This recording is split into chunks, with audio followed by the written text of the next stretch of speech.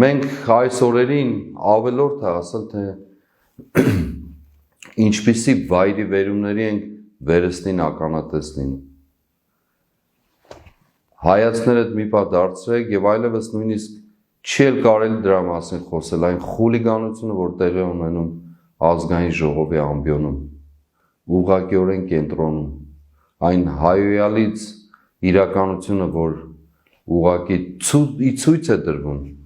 որոմների ճանապարհով ցույց է դրվում մեզ բոլորից։ Դա վկայում է, վերստին վկայում է այս չարիքի իշխանության այն վախերի մասին ուղղակիորեն, այն ներքին